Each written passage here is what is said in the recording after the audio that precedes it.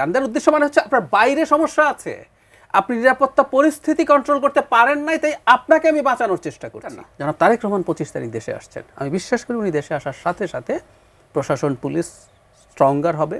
নির্বাচনের প্রার্থী না, ওনার ডাবল ঝুঁকি আছে, আসলেই আছে। শেখ হাসিনার স্পিচ যদি আপনি ফলো করেন, আমি মন দিয়ে শেখ হাসিনার কথা শুনি যতটা সম্ভব, ইদানিং তো প্রায় প্রতিদিনই উনি কথা বলেন, তার তীব্র ক্ষোভের তালিকা আছে। সমন্বয়করা এভাবেই বলেন এখনো, উপদেষ্টা পরিষদ আছে, আর দুজন ব্যক্তি ডক্টর ইউনূস এবং তারেক রহমান।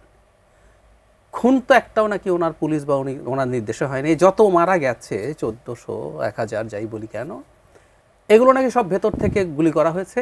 নির্দেশ দিয়েছেন ডক্টর ইউনূস এবং তারেক রহমান, এবং ডক্টর ইউনূস একটা কথা উনি ব্যবহার করেন, মিটিকুলাস ডিজাইনের মাধ্যমে এটা করা হয়েছে।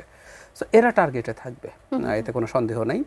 কিন্তু এই যে দেখলেন গানম্যান দেয়া হচ্ছে, অস্ত্র কেনা সহজ করে দিচ্ছে লাইসেন্সের জন্য, প্রার্থীরা যারাই যাবে তাদেরকে দিয়ে দেওয়া হবে, এগুলো করে আসলে আপনি নিরাপত্তা ঝুঁকি তৈরি করেন বা মানুষের অনাস্থা তৈরি করেন। ধরুন আপনি হঠাৎ করে অ্যাগ্রি করলেন আপনি একটা গানম্যান নেবেন, তার মানে কি আপনি স্বীকার করলেন আপনি মৃত্যুর ঝুঁকিতে আছেন।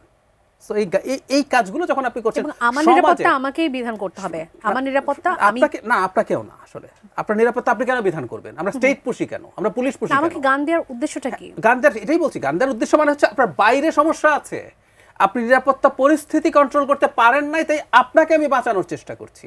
কিন্তু এটা নেয়ার মাধ্যমে কিন্তু কি প্রমাণ করলেন? বাইরের পরিস্থিতি খারাপ, আমি যখন শাল পরি তার মানে হচ্ছে শীত আছে বাইরে, আমি এটা থেকে বাঁচার চেষ্টা করছি। হতে পারতো না যে এখানে শীত নেই, ব্যাপারটা ঠিক এইরকম। সো গানম্যান নেয়া, পিস্তল নেয়ার মাধ্যমে আপনি নির্বাচনের সামনে রেখে আরও নিরাপত্তাহীনতার মানে মানসিকতা তৈরি করলেন এবং আবহাওয়া তৈরি করলেন।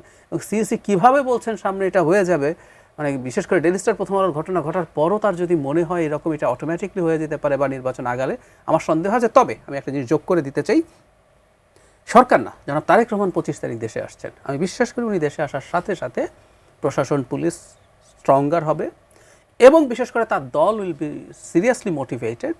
সেই পরিবেশে তারা যদি মাঠে থাকে নির্বাচনের জন্য, তখন এই নাশকতা করতে যারা চায় তাদের সাহসটা আর এত বেশি হবে না।